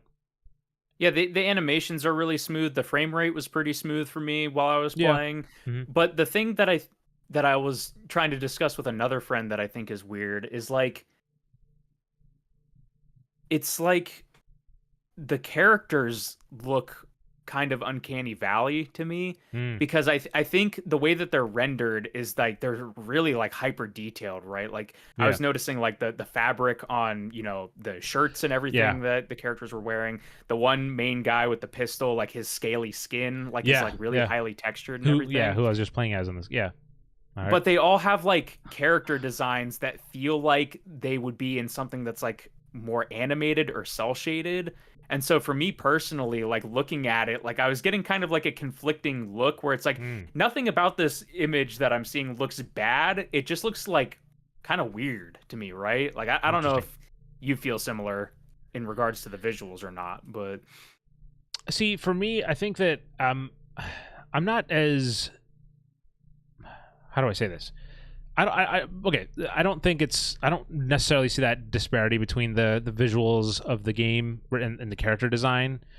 mhm. I just think that there's like this, there's such a large roster of characters, and with the way that the Yeah. game's introduced, I find it a little weird. And again, like in such scenarios where you just saw like, if you really want to look at like what does this mean in terms of like context or lore or gameplay, like I just killed a character that looks exactly like me, so like, well, what's that? Like, I don't know, Mhm. like stuff like that. Like, I do think that Yeah. it's not like I'm not getting, like right now. I think there's a disconnect between the story and the narrative that the game's trying to say, and the gameplay of just go shoot some people, just go fucking kill each other, like that Mhm. kind of thing. But I will say that that feeling did go away when I got to level 6 and I got to the other game mode, because the one that's like domination, I thought was actually really intense, and it felt a lot more kind of like it unlocked a little bit of a competitive streak in me that I wasn't expecting, because other than that, up until that point, this isn't really the type of shooter that I would engage with, because it has, for those of you who aren't lucky enough to get the beta or play the beta, the gameplay might not fully sell it, or like that watching the gameplay might not fully sell it, but it has a Destiny like quality to it in terms of like Mhm. it's a little bit floaty, and again, part of that maybe just it's in space or whatever, but I think that it's also the general design of like some of these weapons and the way you use them, the abilities. Like, it has a lot of Destiny gameplay aspects to it, and while I enjoy Destiny, it's not like the multiplayer part that I enjoyed.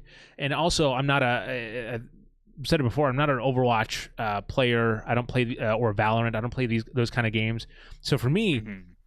I don't Valorant. I think Valorant might be a little bit faster shooter, but like for me, I don't play these kind of games, so I just wasn't I didn't care for the gameplay until it got to the part where I was like, oh shit, if you die, you don't respawn, and like it's a little bit more intense, and you're playing a little bit more slowly. I think that was a lot more engaging and fun for me than just the slaughter fest of the other two game modes and of the base game modes. Mhm. Yeah, basically like I'm sort of similar. Like I don't play much Overwatch. In the past I played Team Fortress 2 for quite a while, Sure, sure. and probably the closest like modern version and modern point of comparison, at least for me, was Apex Legends, because I've played a lot of Apex Sure. Legends. And I was thinking a lot about Concord versus Apex while I was playing the beta, because I think what you were sort of getting at with all the characters, like it's a bit overwhelming and Yes. all of it is new, right? All of So it's like new, at all of least it's with overwhelming, and every time you die, it puts you to the character selection screen, and I'm just like, I don't need this. I just we'll put me come back back. into the game. Yeah, We'll yeah, definitely touch on that character select here. But I was also thinking about Apex Legends, because Apex was like shadow dropped and revealed like all at the same time, which theoretically should also be a bit overwhelming, right? yeah. It's this like new kind of game that just came out of nowhere with all these heroes that you don't really know anything about. But the more I was thinking about it also, I was like, well, Apex is kind of tied to Titanfall. So maybe some people would have seen that and been like me, where it was like, oh yeah, I like Titanfall. I'll give this a try, even though it's, full of characters that I don't really know. Right. Um, Also, if I recall correctly, I believe Apex had like 8 or maybe 10 heroes at launch, Hmm. which is a bit more manageable than like the 15 or 20 that are seemingly in Yeah. Concord here. Now, one And thing I that sorry, go ahead, go ahead. no, go ahead. Well, so one thing that's interesting too that I think might be worth mentioning is that like, so you can get you know, as you're playing the game, you'll be able to like customize your crew that you have. And one thing that, to the game's credit, is nice is that you can essentially, if you know you're like, so as you can see on the screen right here, the crew builder, if you know there's a certain like number, like certain layout of characters that you like picking, you can change them so that every time you respawn, it gives you in the order that you like it, so you don't have to go with the default one. That's a cool. I do like that touch. But that being said, every like different variations of a character are different cards. So like right there, you might have seen. So like I have two Lennox on my screen because they're two different like variations. Like one has like a different special ability, and so it acts as a different weird card. On top of that, and this is something I don't have an answer to, but in game modes like the ones where there's no respawn, one of the things that can happen is that you like, so if you win a round as a character, you can't then pick that character again in the next round. Like that character's blacked out for you. If you lose, you can keep playing the same character over and over again, but when you win, it's locked out. But I think if you have multiple character cards, so like if I have two Lennoxes, for example, if I use Lennox, one of them, win, I believe the second one I can use to again. So like I think that there's something there as well. I think that like definitely kind of mechanics and systems that you can kind of play around with for sure. Maybe kind of get around certain restrictions or fine tune it to your liking. But I do think it's a little bit too complicated. It's a little bit overwhelming for a new player. Also, I don't know if this is just because of the tutorial or sorry, the beta, but like the how to play is like not really that comprehensive. Like it doesn't really show you much. Like the really only way to go into the game and understand it is to just play it and kind of figure it out. Like what each character's abilities are and everything. You just kind of have to feel it out, and you have to go out of your way to do that, I think. Yeah. So like also talking about like the general gameplay, right? We both said that we're not really like Overwatch people. I didn't love whenever I'm playing a competitive shooter, let's say, I tend to prefer the stuff with a bit faster time to kill. Sure. Things like Call of Duty. Halo's really not that bad for me. Battlefield, Halo's a that middle sort ground of for me stuff as well, is- but I totally agree. The gameplay has to be faster for me as well.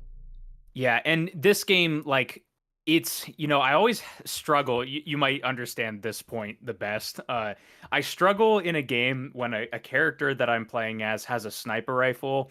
I hit an opponent like in the head or like the top And part they of the don't region, and they don't die. yeah. Like I have like it's that's my weird like lizard brain thing with multiplayer shooters where it's just like that doesn't make sense. Yep. Like, and I understand that it's it's part of the game balance and everything, right? Like you can't have the character that's the heavy with the minigun and just like annihilate people left and right, right? Yeah. Like the minigun has to do like low damage basically because it's not balanced that way. But there's constantly situations I feel like in these games where the combat just doesn't feel consistent, right? Because like I will have, again, maybe this is just like skill issue or whatever, but it's like there are several matches where like, issue. I'll have a sniper rifle and I'll be like, I'll get like maybe 1 or 2 kills, but then of course there's somebody on the other team that's getting one shots like left and right seemingly. Yeah. And it's like, so what are they doing differently here? And just like even in like the wider game as a whole, like I played maybe like 10 matches, I'd say. Like I don't think I played as much as you did, Sri, but like Sure. I got to at least the part where I unlocked the extra game modes too. Yeah. And it got to the point where it's like most of my matches were like pretty close. But Mhm. then there were a couple in the later days of the beta where there was one where it's like my team got blew out of the water on one of the team death matches, Certainly and happened. Yeah. it was like 30 to like 10. Like it wasn't even close. And Yeah. so it's like there's definitely, if you are synergizing well with your teammates, I think, that will benefit you obviously than, Yeah. a random team that's not really communicating and stuff. But like just while I was playing it, like it just kind of felt inconsistent for my experience, and to the point where I was just like, Yeah. I'm already not loving the movement and You, the shooting, so it's just like getting blown out of the water like this. It's like I don't know if I really want to commit to by the way, playing into so this. two things that I'm realizing now, just that I want to get out. One, the other game mode that I liked, that is no respawn. It's called Clash Point. And two, another thing I noticed that I think doesn't quite answer to what Nick's criticism earlier about like what are these guys doing in terms of story, just killing each other. But one thing I do think kind of adds a little bit of that narrative flair, I think, is that when you get killed by a person during the kill cam, it shows their business card, which is something you can edit in the menu, and the business card shows obviously your gamer tag, but also like how many kills and deaths you have total, like in the game, like overall, which I thought was like, I guess you're building out your reputation or whatever. So I think that was I thought that was worth mentioning. But no, I do agree with you about some of the. Like you really it's all about the team. You can go to my YouTube channel, youtube.com/sdsk, and watch my first impressions of me actually playing the game. But I will tell you, I cut out the fucking games where I got shit on because they're just not fun. Like it's just like they're just not. Yeah, I mean, like the game of Clash Point, I the first game of Clash Point I played that is in the video. It is really fun, and it highlights like when the games like this can be really intense, where we were down a player and we were getting like destroyed. I think it was like 3-1, but we end up actually winning the match. We end up coming back and winning the match. So like stuff like that, it is cool that you can kind of maybe like synergize with the team.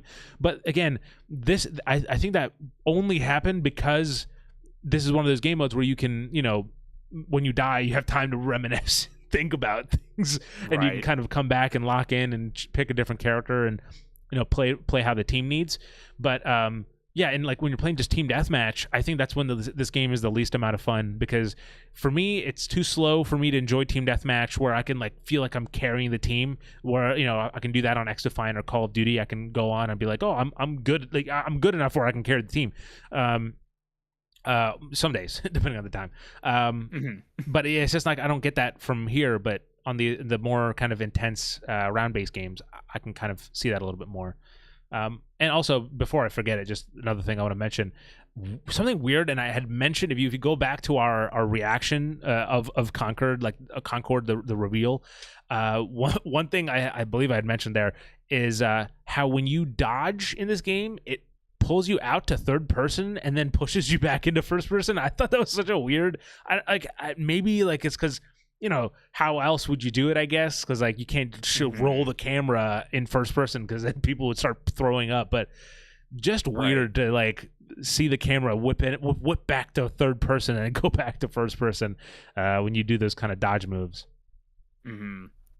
Yeah, two of the criticisms that I want to highlight also, we briefly mentioned it before, but the character select thing after every death. Yeah. Basically, what happens is like when you die in the game, you'll have like what you mentioned, where like it's like a kill cam where they have the business card and everything, and then it kicks you out to the character selection for you to, I guess, pick the a different idea one? is to either select a different one. But most of the time when I was playing, I was like, no, I just want to keep playing the same this one person. Like, quit like doing this. And there's like a timer that like once it runs out, it'll just keep you play the same one again. Like you load up with the same character again, but you save time by hitting that extra button and hitting X to get into it, which feels a little bit of a little redundant. It's redundant, and also like just as like whenever you spawn or like whenever you hold that button or whatever, at least for me, maybe I was going too fast or whatever, but like you also start spectating a teammate for a couple seconds whenever I was doing it, and that it just feels like it takes entirely too long to get back into the game, like in a mode like team deathmatch. Maybe in some of the more strategic focused modes, like that would be more, that might create more dynamism with the gameplay. But for team deathmatch, it's like I want to get back in there. Like I don't want to keep going to like 5 different screens seeing stuff before I get back in. Yeah. But like the thing that possibly annoyed me the most about it was the character that I was playing as was the guy with the machine gun and the healing. He had the like blue jacket on, I think. Shit. Starts with a J. You have it on the screen for like briefly there, but yeah. Every single time you select him, they do a voice line, Jabali, and it was the same voice that's the one. line. Jabali. Yeah, and he would do the same thing where he was like, "Oh yeah," and so it was like every single time that I died, it was just, "Oh yeah, and that got so obnoxious to me. It just like hearing that over and over and over again. That's a tiny thing, but like obviously, like it's just like. It just adds salt to the wound when you're already bouncing between all these things. Yeah. I mean, the other thing that I wanted to talk about was the challenges, and I'm not sure how much if I didn't really dive into this one. No, I didn't. Yeah, they were just kind of weird, right? They're just standard run of the mill kind of dailies, like service game kind of things. Yeah. But like I was looking at them, and like there was one that was just like take 4,000 damage in a match. Or like across multiple matches, and I'm like, what are you doing there? Like that's just a challenge for like being bad, like and dying. You gotta reward like, the bad players, Nick. That's how it is. I guess, but that doesn't really make much sense to me, especially in a game like this. I mean, look, I haven't seen it. The only thing I could say is like if like you're one of the tank characters, or maybe like if you have a shield character, you can maybe that it could be signifying that, like maybe. So, I guess I didn't think about that. Yeah, but. I mean, the general. If I'm just speaking conclusively about what I think about this game as it is right now, I think that $40 I think is a much easier pill to swallow than a $60-$70 game or a price tag for this. And I think there is a core audience here that maybe one that's upset about Overwatch 2, which I don't know why you would be upset about Overwatch 2. They just had a collab with Transformers, so like it's got to be good there. But or like maybe if you don't like Valorant on the console, because I know that just happened. There is a hero shooter market that you can definitely tap into there that I think they could be satisfied. While I wish the best for the game, I want to make that very clear. I never want to like say it, like especially for games that are kind of seemingly as a kind of big budget as this. I do hope that they do well. It's just I don't see this reaching Helldivers 2. You know what I mean? I don't see it coming out and being like totally sweeping people away. Maybe the fact that they had a beta kind of softened me up for that, because I'd always been the person who's like I mean, look, I'm rooting for games to do well, but I even like when this game was announced, everyone's like, this game looks awful, Astrobot's the GOAT. I think I was a bit even more even keeled, where I was like, give it a chance, like let's see what it's got going on. And now that we've gotten it, given it a chance, obviously the release hasn't happened yet, and there's still things that they need to iron out, systems that they need to maybe kind of tweak to get to essentially like the idea that I think the game has now, right? The production value is good. There's good sounds. Like like you can tell that there's a lot of money put into this game, but it has friction, and the friction are those points of like getting into the game. You want to get the player into the game as soon as possible, and I think that like small things like returning to the character screen every time, and like the weird jump between like spectating teammates or whatever, like just there's like it causes this friction between the player. And I think also having these game modes be split up, I don't know if they'll be split up like that in the main game, but I think that I don't know. I think that personally, like right now, it's a lottery system. If you want to play I like Clash Point. I do not like Cargo Run or whatever it is. If I want to play Clash Point, I have to queue up for both and just cross my fingers and hope that I'm getting the one I want. Right. So stuff like that. Again, it needs to be a little bit more frictionless. Will this warrant a delay? Does that need to happen? I don't know. I think this game comes out next month, slated for it at least. I think, right? Slated for next month. I think so. Yeah. I think it's certainly doable. I think they can launch a pretty fine game, but yeah, as is, I think it's a little. It's not bad. It's just didn't sell me on it. You know what I mean? It didn't. I'm not invested. Like this isn't going to take over my life like X Defiant. Mm-hmm. Yeah, I'm kind of the same way with it. Like the beta, going into it, like I was like, I'll give it a try, but like I was already maybe like lukewarm on it, and the beta was kind of just like, yeah, like I'm probably gonna pass on Concord. Yeah. Just as a game. But the thing that you mentioned back there, bringing up Helldivers, I think that'll work unless you have anything else. We spent quite a bit of time talking about Concord, so I think we can definitely talk about kind of maybe zoom out of here and talk about just the PlayStation Live service catalog that they've been building up over the last few years. Yeah, it's really interesting that this is coming out the same year as Helldivers, because this is obviously going to be the biggest point of comparison here to $40 games, to live service, Sony, like first party kind of ambitious games. In their own right, to their credit. Ambitious in each their own way. But I think what sets Concord and what sets Helldivers 2 apart is risk and safety. Sure. I think Helldivers, from a gameplay perspective and from how they chose to operate their live service, I think was pretty risky. Yeah. I think it didn't follow a lot of established norms from other service games. They were very generous with giving out like premium currency and stuff like that. It's very untraditional gameplay. Yes, it's seated in like a third-person shooter, but this kind of co-op friendly fire, like horde mode, but doing objectives kind of thing. It's pretty. It's kind of stands apart from a lot of other things. Yeah. Whereas Concord, how many times did we just mention Team Fortress 2, Overwatch, Apex Legends? Like, it's very much. And on top of that, I think it's also the biggest competitor that I think Concord is going to go against is actually Marvel Rivals, because I thought that's also right around the corner, and that's a hero shooter that, along with being a hero shooter coming to consoles, obviously has the Marvel kind of brand value behind it as well. So you don't need to learn 20 brand new characters. Right. There's 20 established comic book characters and maybe one that like is from a rare arc that only had 5 issues. Banana right? Man or so something. like, yeah.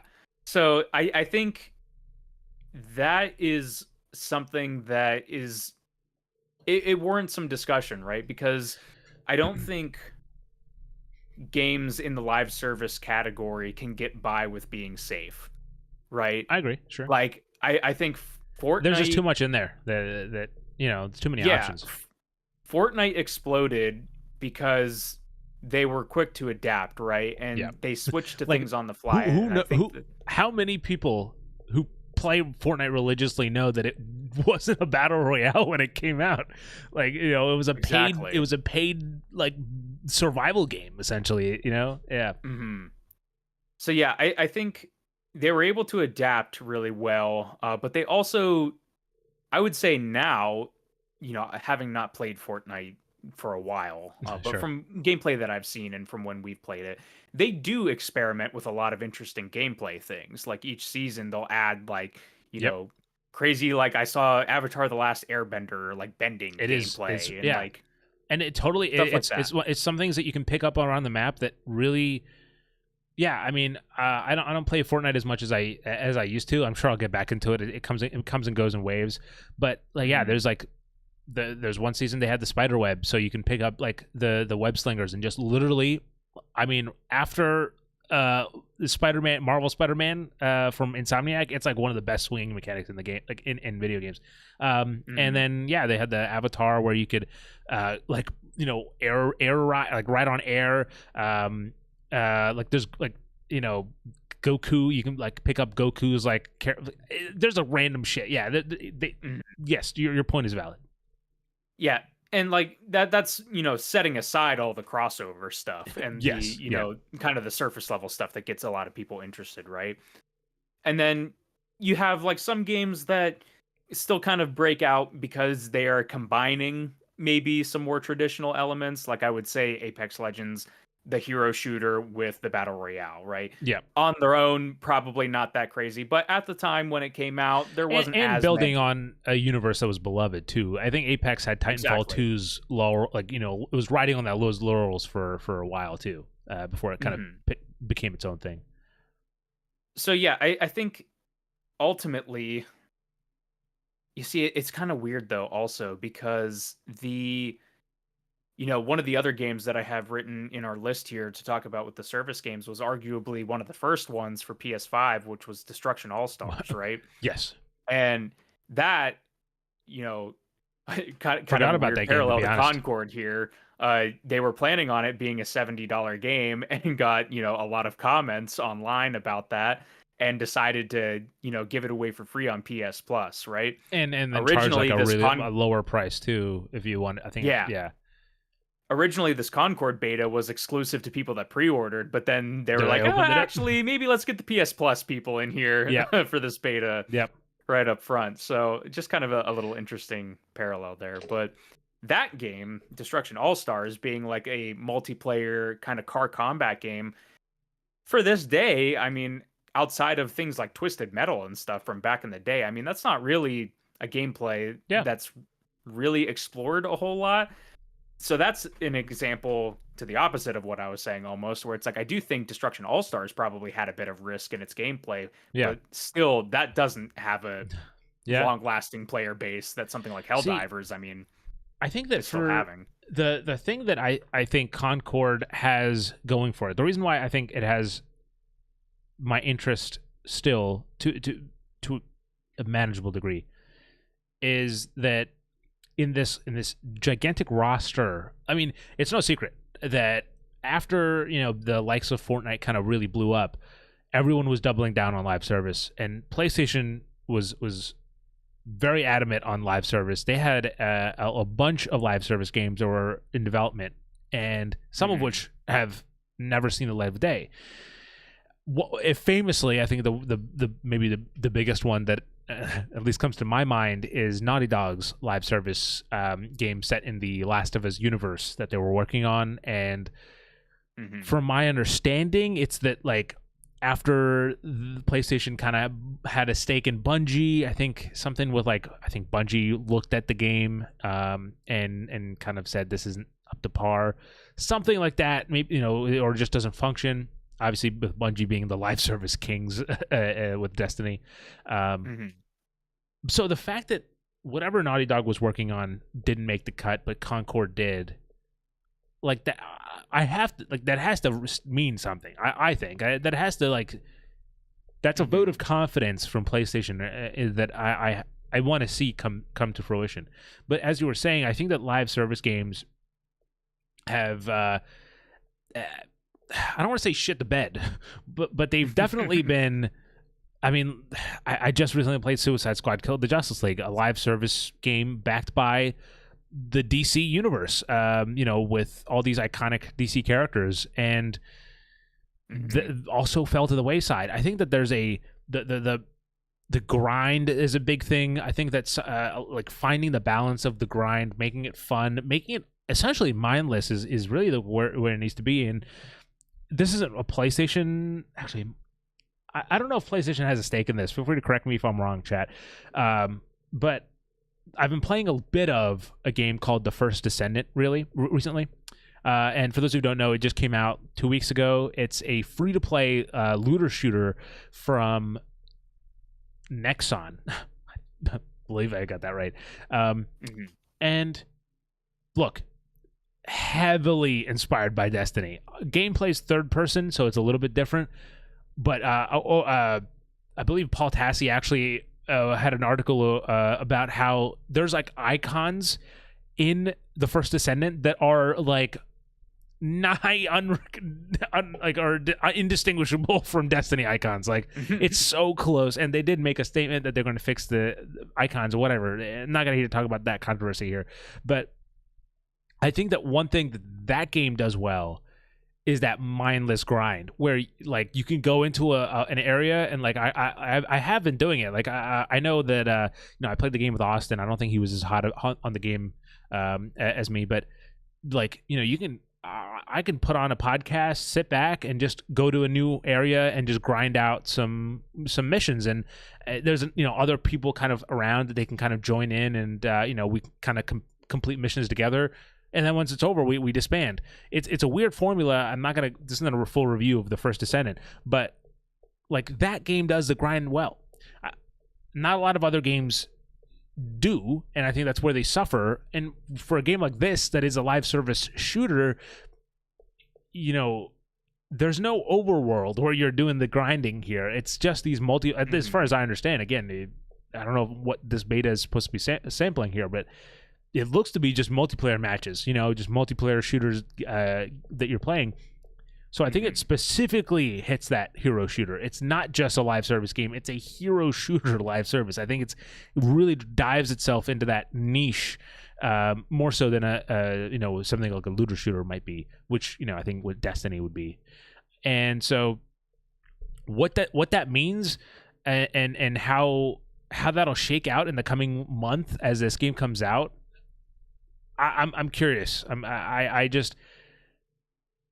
I don't know if the reaction has been overwhelmingly negative, but it's definitely not been overwhelmingly positive, I don't think, right, in terms of Concord. In sharp contrast to Helldivers, right? Where, Helldivers was like maybe a little bit slow out of the gate because it was very heavily influenced by word of mouth and positive word of mouth. Yeah. But once that ball started rolling, I mean, that thing was a massive avalanche, right? Of just people coming into the game and how much praises. Of Helldivers 2 success was from the surprise of it? I mean, that's also a factor, right? I mean, I said that earlier. I'm not going to keep reiterating it, but how much was it just the fact that Helldivers 2 was so different from Helldivers 1 and that they were doing all these things that were so weird with it.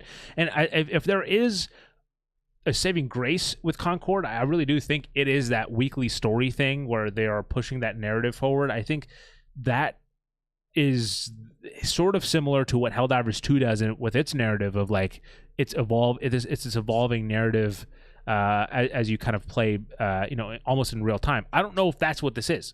That's what I'm so curious about. Is it like heavily do they have the next 12 weeks, 13 weeks scripted, rendered out, whatever, or is it like they know 4 weeks and then player input changes something? I don't know. That'd be where I'd be curious to see. But even still, it's a risk for Sony to put this kind of game out and assume that it'll do well. I mean, I think that Helldivers 2 was a I don't know what's the word for like a diamond in the rough, maybe like a surprise hit, a sleeper hit. I don't know what the word is, but you get what I'm saying.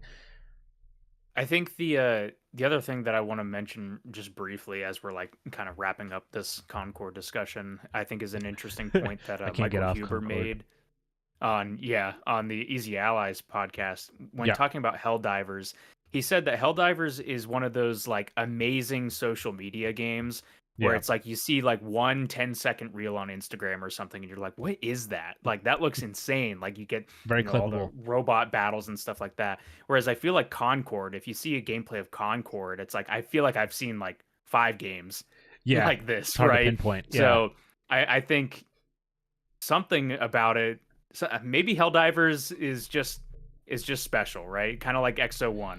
Maybe there's just something about it that just clicks. You can't quite put your thumb on, but it looks cool when you look at it, right? Yep. But hey. But yeah, I think if there's one more thing, Sri, if we wanted to kind of put a bow on this, I guess it would just be like looking forward at the live service stuff. So like, obviously, they announced a bunch out of the gate, a bunch got canceled. We still seemingly are going to be getting something like Fair Games in the future. Where do you think Sony goes from here? Because clearly not all of their games are going to be Helldivers, and I think they understand that. And I think they're coming to a realization that something needs to change. Well, again, I do want to reiterate that while Concord is not for me. I do think that it will find a market. I hope that they get like support the game. I like it's the worst when a developer or publisher promises like, you know, it's all big talk about like this like live service games, people invest in it, they buy the game, and then it's like, oh shit, you know, not enough people did, so we're gonna fucking all those plans are canceled. I hope that doesn't happen. So I really do wish the team the best of luck. I think in terms of going forward, I think the pivot it's a cyclical cycle, and I think the pivot is going to go back to single player focus. It's now, will those single player games be the same type of single player games that PlayStation's doing? You know, third person, high quality, open world, or you know, like linear narrative games. Sure, maybe we'll see. I'm sure those engines aren't going to go away anytime soon. But that being said, I mean, hey, they're putting their money where their mouth is here with man. Look, I really want to know what the budget of this game is, because it feels high budget. So I hope for the PlayStation's sake that it's good, but. Yeah, I'll be very interested to see when we see fair games again, if any of this sort of discourse that we're having has any sort of perceivable impact on that kind of game. Because I know people, even all we got was like a CG trailer before, but people are already like, I don't know about this one. So yeah, I don't really think that's a position you want to be in with your live service. Yeah, I mean, when did Overwatch come out? Was it? I don't. Let's just say, I'm just gonna put out a number, right? I'm gonna say there's not when Overwatch came out, but I'm gonna say if Concord came out in 2020, boom, I think you could have bet on it that it would have done well, especially with COVID, people staying home, all that stuff factors in. That was the time I think a game like this could have really hit, and I think at that time live service games were really also like that was a time when people needed live service games because you could play games with your friends and you know keep grinding. Now that we're 4 years out of that, I think this game might be 4 years too late.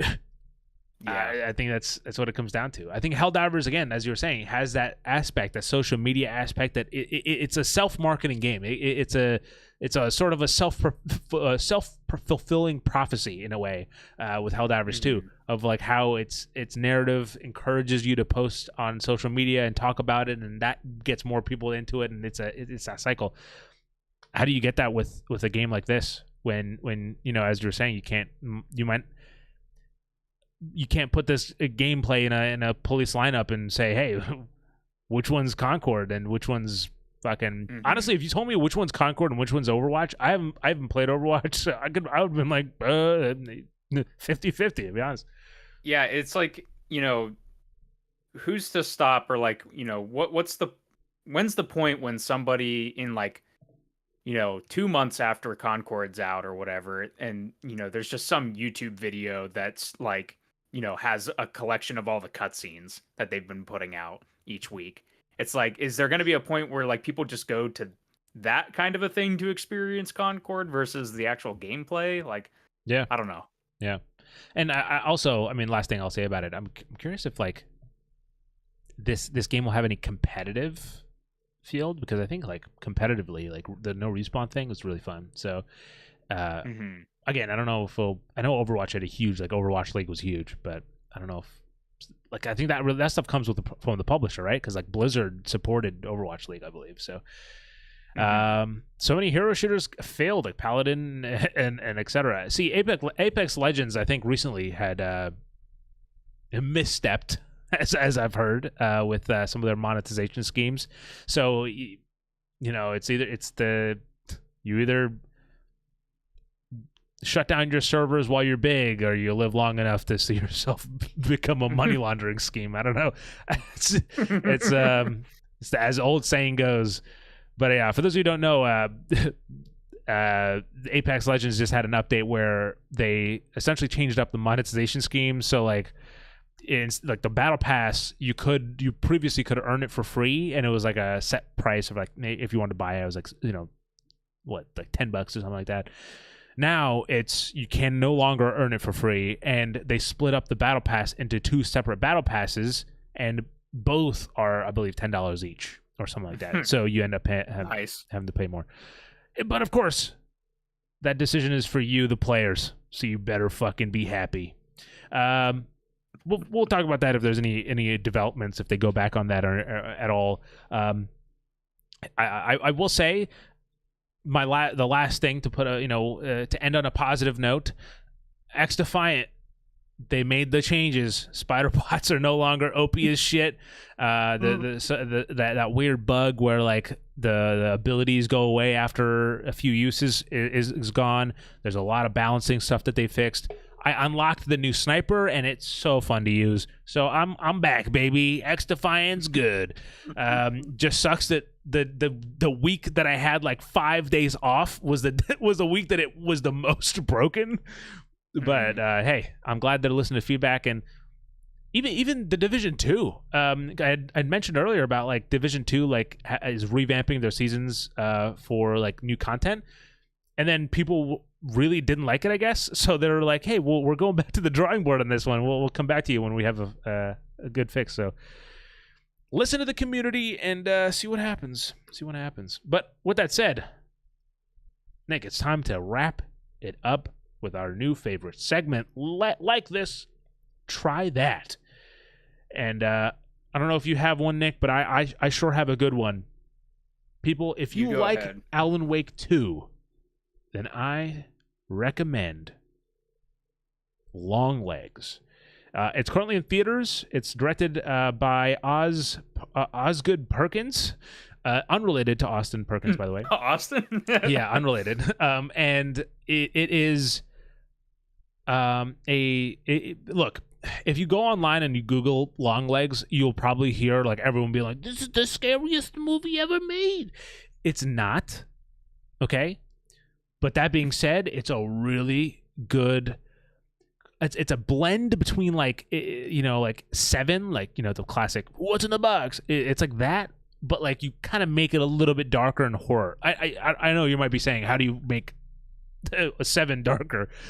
Maybe not darker, but like it's horror. It's a little bit more occult in a way, but it's you follow an FBI agent as she's kind of on this case and following a serial killer who goes by the name Longlegs, and that's all I'll say. Definitely check it out. If you liked Alan Wake 2, try Longlegs.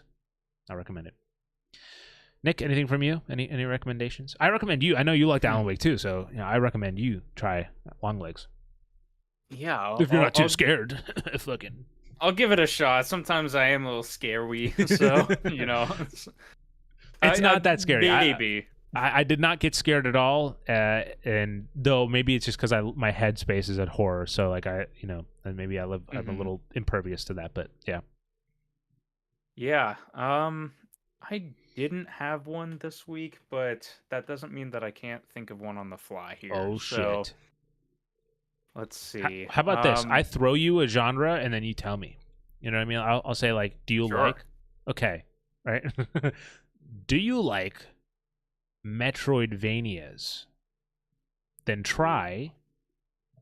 If you like Metroidvanias, you know what?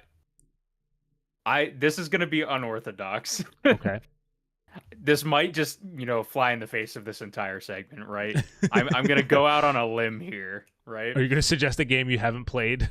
Yes, I am going to suggest a game that I haven't played. If you like Metroidvanias, try Guacamelee. Okay. That's another Metroidvania game that I got on Steam recently for the Steam sale that I've heard very, very good things about, and the art style looks awesome for that game. Yeah, so yeah. I like Metroidvanias, and I'm going to try. It's a self recommendation. Wow, first on the show. And if you're like me, maybe also play Guacamelee. 100%. We'll find out together if it's good. Reading from the chat, in my honest opinion, none of these multiplayer shooters will survive when it's not cross-platform. That is true. Cross-platform, I think, is a crucial part of these kind of live service shooters. But I mean, hey, Helldivers and Concord both have PC and PS5 crossplay. So I think that's just those are baked in for those at least. I can't speak for everything else. And the First Descendant also has crossplay if anyone cares to dive into that game for free.